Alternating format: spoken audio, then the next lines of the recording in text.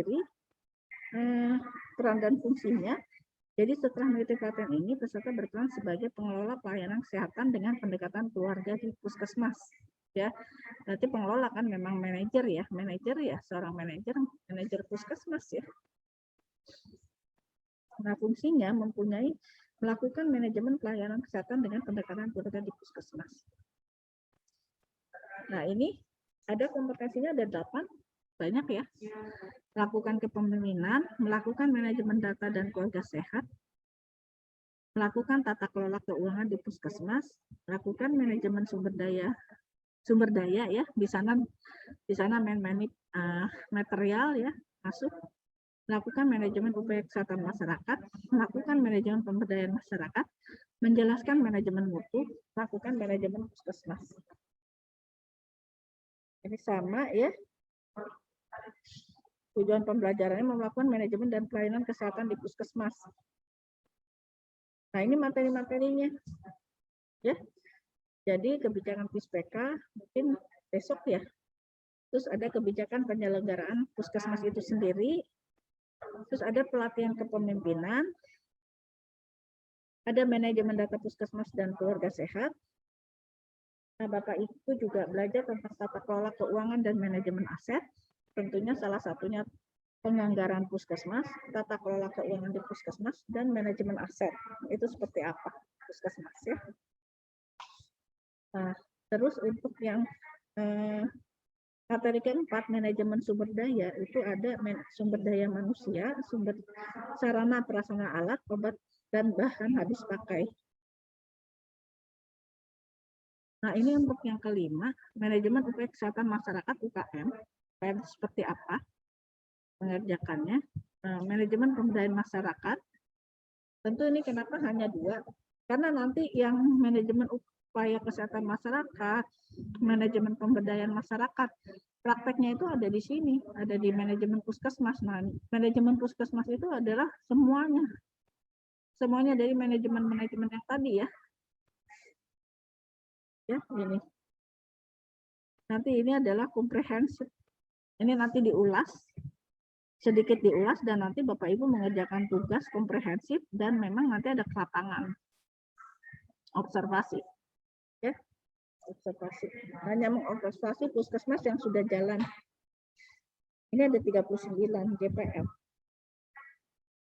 Berarti 4 hari sebetulnya, 5 hari sih. Nah, ini peserta pelatihan memang tim manajerial di puskesmas dan akan menjadi tim building dalam program pendekatan keluarga di puskesmas. Oke. Jadi sekarang 83 JPL ya, Bapak Ibu. Tim puskesmas terdiri dari kepala puskesmas atau yang akan diangkat menjadi kepala puskesmas yang dinyatakan dengan surat rekomendasi Kepala Dinas Kesehatan Kabupaten Kota 1 orang, kepala sub tata usaha puskesmas atau koordinator pengelola program puskesmas. Kalau ini pelatih ya, kalau pelatih ini nanti untuk panitia ini syaratnya. Nah, ini evaluasi. Nanti ada evaluasi pembelajaran ya setiap hari dengan cara mereview kegiatan pembelajaran yang sudah berlangsung sebagai umpan balik untuk menyempurnakan proses pembelajaran. Terus evaluasi terhadap fasilitator ya dilakukan oleh peserta pada saat pelatih fasilitator telah mengakhiri materi yang disampaikan. Nah, ini untuk peserta banyak nih. Ada tes tertulis, pre-test dan post-test, terus pengamatan kedisiplinan oleh MOT atau pengendali pelatihan, dan penilaian terhadap tugas yang diberikan. Nah, nanti di akhir ada tes tertulis komprehensif ya, tes komprehensif semuanya. Jadi tolong, ini saya sedang uji coba untuk soal-soal MP berikutnya ya. Karena yang tahap pertama itu dirasa sudah terlalu lama ya, jadi kita ada perbaharuan. Tapi Bapak Ibu masih yang lama nanti makanya, bukan yang baru.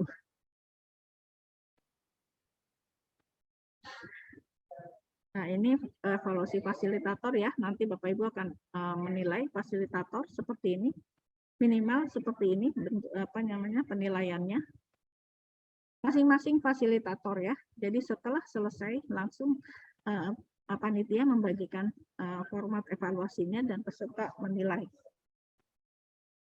Terus ini sertifikasi nanti akan diberikan bila hadir 90% dari seluruh keseluruhan jumlah jam pelajaran dan dinyatakan lulus bila nilai kumulatif 70 mendapatkan sertifikat pelatihan angka kreditnya 2 ya. Kalau kehadirannya kurang dari 95 enggak dikasih ya. Atau nilainya kurang nanti akan dikasih tapi diberi penugasan. Kalau tugasnya sudah dikumpulkan baru kita beri sertifikat. Nah, ini rincian jadwal penugasan komprehensif. Jadi dimohon untuk kita sudah tata untuk penugasan yang 3 hari itu. Yang waktu-waktunya itu sudah ada dan tolong memang diikuti. Jadi tidak hanya pesertanya yang disiplin untuk waktu ini, para tim, ini kan tim teaching ya, jadi para fasilitatornya juga, para pengajarnya juga siap gitu. Jadi jam 8 petang itu kita sudah mulai gitu ya, sudah mulai untuk materi ya. Ini ada waktu-waktunya dan tentunya harus tepat waktunya sesuai dengan ini karena ini sudah dihitung. Ya, ini sudah dihitung, jadi tolong diikuti disiplin dengan waktu supaya selesai ya. Nah, selesai. Nanti tim teaching itu tim WI dan Dinkes provinsi. Ya, terima kasih. Mungkin itu yang dapat saya sampaikan. Kita ngobrol-ngobrol aja ya. Terima kasih Bu Ati. Ada mungkin peserta mau konfirmasi atau bertanya ini. Bu Ati, karena waktu masih 30 menit lagi. Ya, boleh. Pak. Oh, silakan Pak Yobi. Oh ya. Oke, baik. Baik, terima kasih. Assalamualaikum warahmatullahi wabarakatuh. Ya. Saya Pak Yobi Sanjaya, Kepala Puskesmas Kuriala Kabupaten Konawe. Mungkin Bu, ada beberapa tadi yang disampaikan. Saya tertarik dengan capaian kita di Puskesmas saat ini yang paparan tadi ada 70% ini terkait tadi terlepas dari proses pelaksanaan pelatihan manajemen Puskesmas. Saya melihat ada capaian kita yang memang kurang. Ini terkait imunisasi dasar, Bu, dari indikator Puskesmas yang ada. Ini juga satu persoalan besar yang mungkin hampir semua teman-teman rasakan di lapangan, utamanya kami yang di Puskesmas, terkait capaian ini turun, karena kenapa hampir 2 tahun ini kita konsentrasinya di pelaksanaan vaksinasi COVID. Iya. Ya. Nah, ini juga memberi gambaran ketersediaan vaksinasi dasar atau vaksin dasar ini kita sudah hampir kurang lebih 4-5 bulan ini, Bu, untuk beberapa jenis vaksin ini sudah tidak ada yang masuk, Bu. Di antaranya seperti contoh yang pertama itu BCG. Ya, vaksin BCG itu sudah kita hampir terlambat untuk capaian itu. Kemudian DPT HB HIP yang pentabio. Kemudian ada TD, tetanus difteri. Ini juga sudah tidak ada, Ibu. Jadi makanya mungkin ini di kesempatan ini kami sebagai teman-teman Puskesmas ini memang menjadi keluhan kami karena di sisi lain capaian ini tetap harus kita kejar. Nah, sementara kita lebih terfokus fokusnya ini pelaksanaan vaksinasi COVID ini yang sudah masuk booster lagi nih, Bu. Ya, saya kira mungkin itu yang mungkin saya ingin sampaikan. Memang itu juga sudah menjadi pemikiran di pusat, Pak. Jadi mungkin nanti kan ada pengajar yang dari P2P ya, Pak. Itu kan tolong nanti juga disampaikan, mungkin untuk di sini itu kan orang maksudnya dari provinsi gitu, istilahnya memang itu harusnya menjadi perhatian ya, karena kita tahu semua sekarang terkonsentrasi dengan COVID gitu. Mungkin nanti kan semakin banyak yang sudah dilatih untuk vaksinator COVID ya, jadi artinya nanti untuk KIA biasanya Bu Bidan ya itu ya untuk imunisasi ya konsentrasinya mungkin ke ke vaksinasi yang lain biasa gitu balita, tetapi kalau lain persoalannya kalau memang tidak ada gitu ya vaksin yang tidak ada, itu memang nanti dibicarakan saja dengan pelatih yang dari provinsi. Iya. Karena di apa kemarin itu kita membuat apa ya, revitalisasi imunisasi atau apa ya, pokoknya kurikulum gitu dengan P2P ini menjadi permasalahan gitu ya. Untuk imunisasi dasar ini penting banget soalnya ya, imunisasi dasar ini. Karena kalau turun ya kita harus siap-siap gitu. Ada ya KL ini belum selesai, ada KLB lagi yang lain seperti itu. Iya. Ada persoalan lain lagi ya. Ada persoalan lain, itu bikin pusing lagi. Tapi memang kita juga harus waspada, itu artinya kalau yang masih teman-teman yang di puskesmas masih ada vaksinnya, yaitu istilahnya segera saja dilaksanakan gitu ya. Mungkin waktunya, pembagian waktunya di mana, di puskesmas dipisah gitu ya. Saya pernah lihat pelaksanaan pada saat pandemi itu dipisah gitu. Jadi untuk lansia, hari khusus lansia hari ini. Jadi hari ini tidak menerima pasien yang lain gitu ya. Jadi dipisah. Ada lagi yang bertanya? Ya, saya lagi. Iya, Dr. Yunus. Ya, Assalamualaikum warahmatullahi wabarakatuh. Silakan. Waalaikumsalam warahmatullahi wabarakatuh. Saya hanya ingin menyampaikan tentang kebijakan Kemenkes saat ini, bahwa sesuai dengan, kalau tidak salah lah arahan presidennya, bahwa semua sistem informasi harus berbasis teknologi aplikasi. Saya kira seperti itu. Nah, Kemenkes juga kan sudah menindaklanjuti. Hampir semua program sudah ada aplikasinya. Namun di satu sisi memang sangat menggampangkan untuk memvisualisasikan data dan menganalisis datanya. Namun yang terjadi kesulitan kita pertama, feedback tentang pengisian data itu nyatanya kurang, sehingga kepala puskesmas tidak bisa memanfaatkan sistem itu untuk melakukan evaluasi. Banyak aplikasi dibikin tapi tidak pernah di follow up, diisi atau tidak. Itu dari sisi program itu menyulitkan kita yang kepala puskesmas. Kemudian yang kedua, terkait aplikasi ini juga, ini mungkin karena terlalu banyak, akhirnya terkadang bingung kita di puskesmas juga, termasuk program sendiri bingung. Ya, seharusnya mungkin bagusnya saling terintegrasi saja. Jadi misalnya EPGM Gizi ya ada, di situ ada KIA-nya juga, tapi di program Kesga juga bikin kohor kalau tidak salah, walaupun belum jalan sekarang. Nanti akan terjadi penginputan yang tumpang tindih berulang-ulang yang berisiko juga menyebabkan kesalahan database. Jadi di Gizi itu, Gizi tidak mau menginput KIA-nya, dia minta bidan. Nanti kalau ekohor datang hadir, diluncurkan, bidan harus input juga di ekohor. Nah, menyulitkan nanti bidan. Oleh karena itu barangkali ada penyederhanaan tampilan aplikasi, tapi mutu data yang kita harapkan juga tetap komplit. Saya kira sekedar masukan Bu terkait dengan ini supaya kita kepala puskesmas juga gampang monitor dengan aplikasi ini. Terima kasih. Ya, baik. Terima kasih Bapak. Jadi tadi saya menyampaikan ya, sejak tahun 2016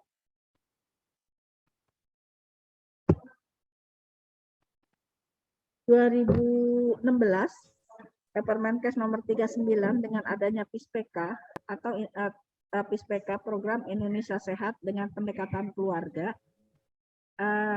itu kita sudah punya indikator keluarga sehat. Ya, dari sejak itu memang menggunakan data itu, Pak. Ya, diharapkan menggunakan data itu. Tapi nanti untuk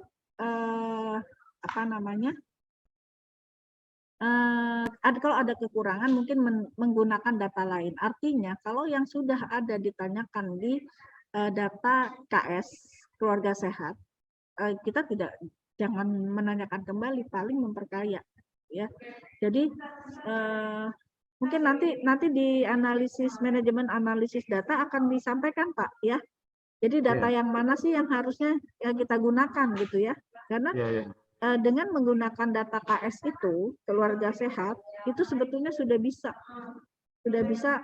kita untuk capaian misalnya SPM ya, SPM kan Bapak Ibu pasti dikejarnya SPM bukan KS, ya kan?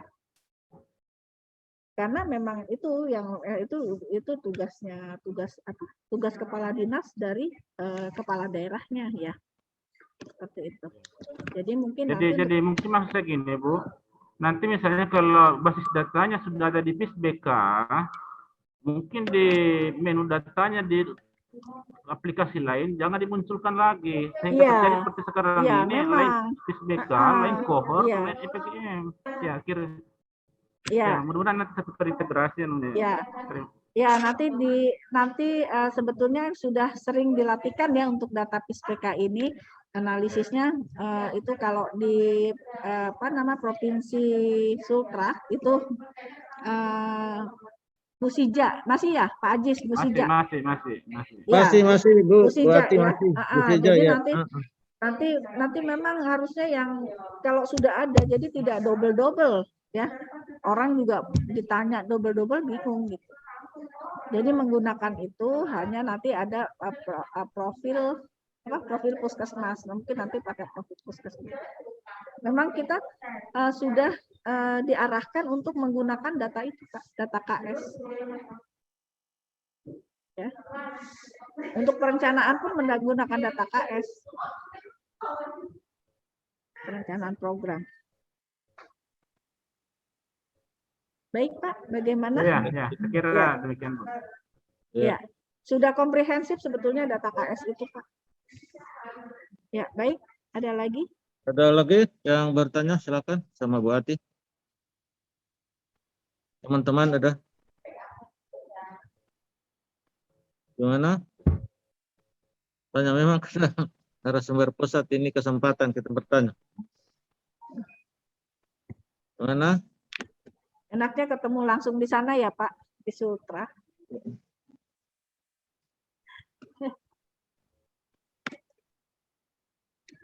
Gimana lagi? Ada teman-teman? Ada masih bertanya? Ada? Cukup. Ada ya? Cukup. Ya. Ada? Baik. Silakan. Mungkin closing step aja ya. Ya. Jadi mungkin Bapak Ibu diharapkan untuk memang betul-betul melaksanakan ya proses pembelajaran ini, ikuti tugas-tugas dikerjakan. Saya sih berharapnya pengerjaan tugas itu menggunakan data sendiri karena insya Allah itu data kalau sudah kita kerjakan akan nanti bisa kita gunakan untuk pekerjaan kita sehari-hari pencapaian kinerja puskesmas gitu. Artinya kita tinggal melanjutkan ya. Misalnya kan di sana nanti akhirannya tuh harus ada perencanaan misalnya tribulanan ya, tribulanan ini membahas tentang apa sih? Nah, kalau kita menggunakan data kita sendiri, terus begitu Bapak Ibu misalnya pulang, saya nggak tahu kalau tribulanan itu kan 3 bulan sekali, artinya mungkin bisa Oktober ya, bisa awal Oktober atau pertengahan Oktober Bapak Ibu mengadakan, kita sudah punya nih, untuk apa yang akan dibahas, apa yang akan diselesaikan untuk bulan berikutnya, 3 bulan berikutnya gitu ya. Jadi dikerjakan untuk sendiri. Terus kalau kita mengerjakan tugas, insya Allah nanti ujian bisa, itu ya, ujian bisa karena nanti kan ujiannya itu semi online ya, dan itu soal itu keacak oleh sistem. Jadi walaupun nanti deket-deketan nih, ini kalau ujian deket-deketan nih ya, jadi beda nih antara saya dengan Pak Yunus, misalnya saya deket nih dengan Pak Tarsan gitu, dengan Pak Masuri gitu. Terus saya mau nanya ke sebelah, nggak bisa karena beda soalnya gitu ya. Jadi kita akan diacak itu, kita acaknya bukan manual ya, pakai aplikasi. Jadi kita tidak tahu, kita sendiri aja nggak tahu gitu soal itu seperti apa. Panitia juga tidak tahu soal itu seperti apa. Mudah-mudahan bisa. Tapi kalau Bapak Ibu mengerjakan tugas Pembagian tugas dari awal itu pasti bisa dan itu banyak manfaatnya. Itu aja. Mungkin itu saja karena memang ini MP itu pelatihan yang wajib dilaksanakan oleh